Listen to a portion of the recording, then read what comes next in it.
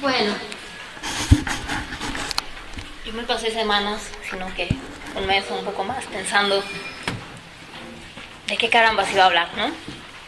Y la voz que me habla en el diván decía una y otra vez: se habla del recorrido propio. Ajá. Y luego, ¿no? Y yo creo que me permití escuchar esa intervención anoche.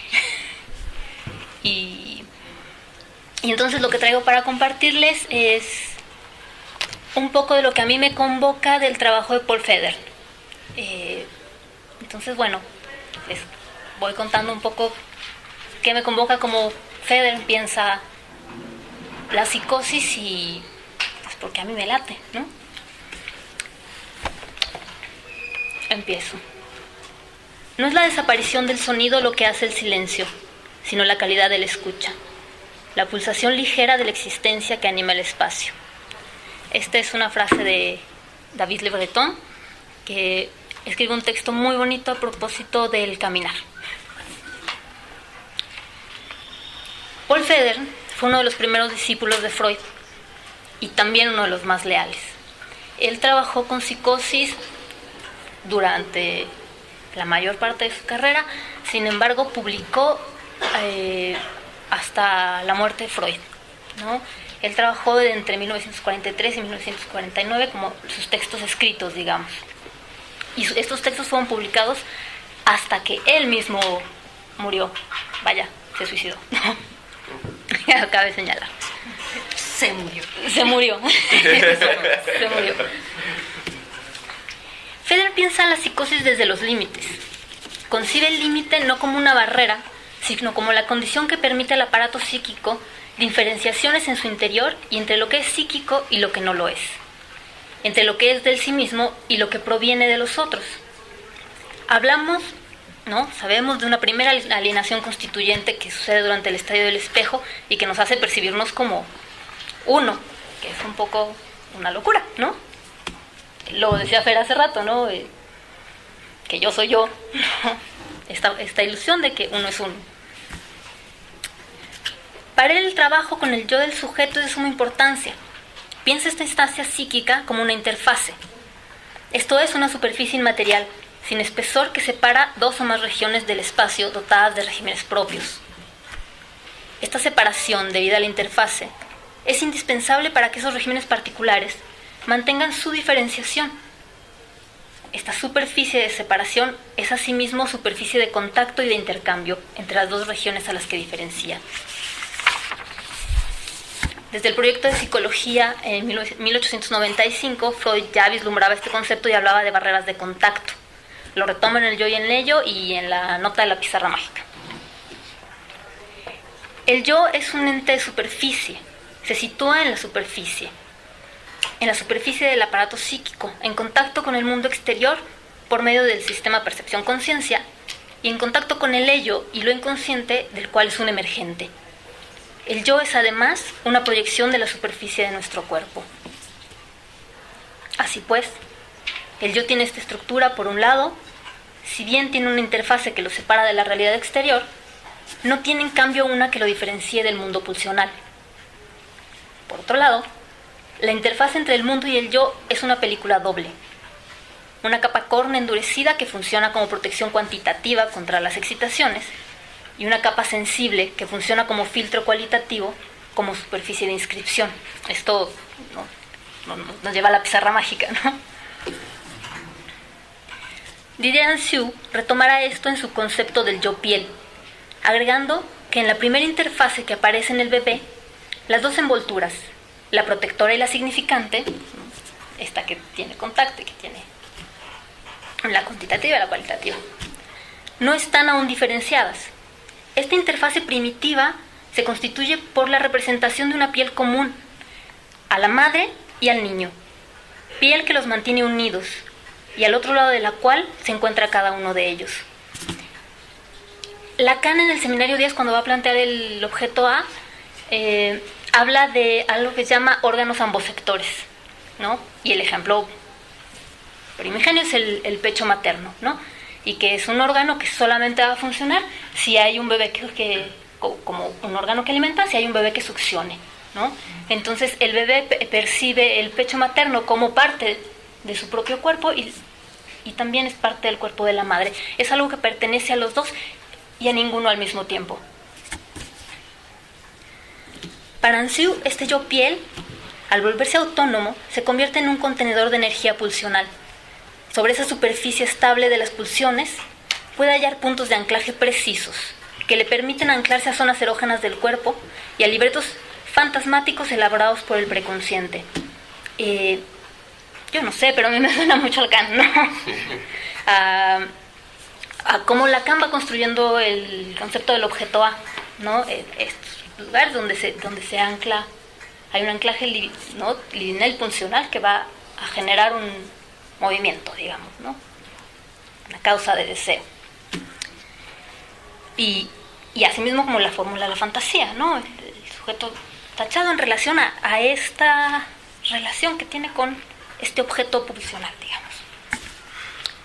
Graciela Montes es una mujer, una poeta que interesa en el psicoanálisis, que se analiza y que escribe cosas a propósito de, no de psicoanálisis, sino de leer y la literatura.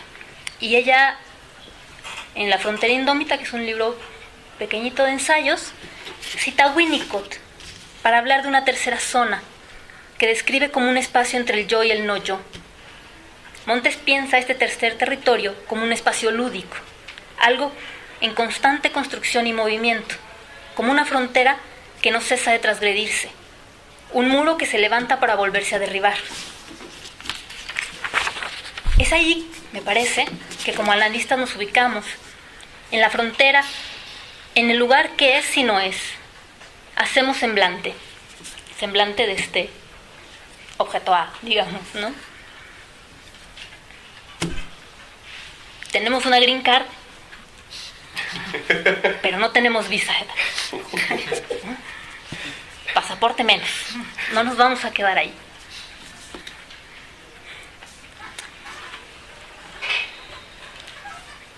Esto nos permite andar al paso del sujeto, ¿no? Estar ahí en esa zona es ir ahí al paso en la escucha, ¿no? Winnicott describe este espacio como algo que al mismo tiempo une y separa, ¿no? Tiene esta función que va a unir y separar al mismo tiempo. Y creo que hay que ser muy cuidadosos, ¿no? Que nos ubiquemos en este lugar, no lugar. Se siente bien feo. Este lugar, no lugar de frontera, de límite. Para trabajar desde ahí no implica que nosotros somos el límite, no somos la ley. Digamos que Feder le confiere cierta flexibilidad al concepto freudiano del yo, dirigiendo su atención sobre todo a los fenómenos de frontera.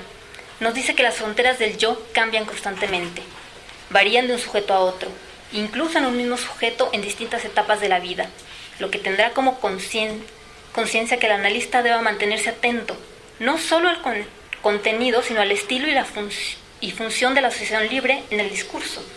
De ello se desprende la oportunidad y eficacia de las intervenciones. Se trabaja dentro del consultorio o fuera, se requiere un acompañante, se emplea el diván, no se emplea. Eso depende de estar atentos no solo al discurso, sino a cómo se va moviendo a lo largo de un tratamiento.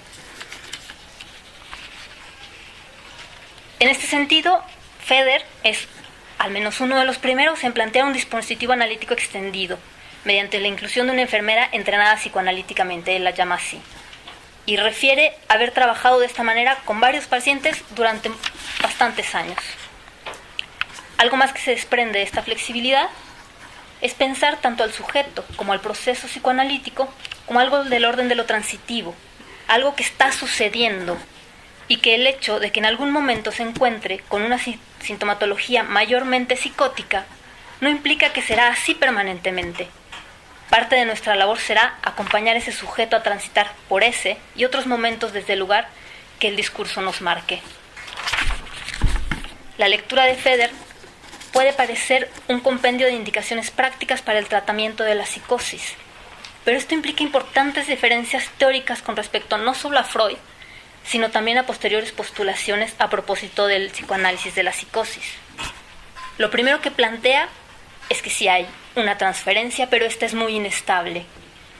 Y bueno, ya se habló de transferencia varias veces y creo que está padre que sobre la dinámica de la transferencia, Freud dice que cuando hablamos de transferencia hablamos de amor. Y estas se marcan como un cliché, ¿no? Que el cliché son cuando se imprimían los libros con cada... letra. Por letra, eso es un cliché. Ok.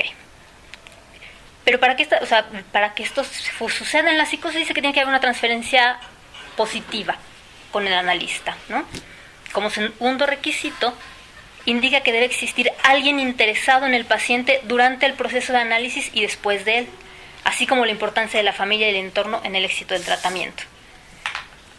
Como tercer requisito, habla de un manejo de la vida sexual. Se pone muy extremo Federer, y habla como de esterilizaciones y cosas así, pero un poco con el objetivo de que haya una vida sexual en el psicótico, digamos. Y bueno, simplemente estos tres elementos nos llevan a la importancia de modificar la técnica para el análisis de psicóticos y no viceversa. Este finalmente es un principio freudiano, quien realizó importantes modificaciones de la técnica psicoanalítica a lo largo del desarrollo de su teoría. Decía, el psicoanálisis es una herramienta hecha a la medida, ¿no? A la medida de uno y a la medida del otro. Otro aporte de Federer es invitarnos a considerar que no es tan preocupante desatar estados psicóticos leves durante el transcurso del tratamiento, que a la postre podrían reportar beneficios, ¿no? O sea, no acallar la angustia, no acallar el delirio a la primera con medicamento o con montones de acompañantes o con como se haga, ¿no? Después de todo, uno se preguntaría, ¿eso sigue siendo psicoanálisis? Federer afirma que en tanto sigamos hablando en términos tópicos, económicos y dinámicos, seguiremos hablando de psicoanálisis. La diferencia la marca el trabajo de la transferencia y la resistencia. Es ahí donde se requieren modificaciones en la técnica que posibiliten un tratamiento. Gracias.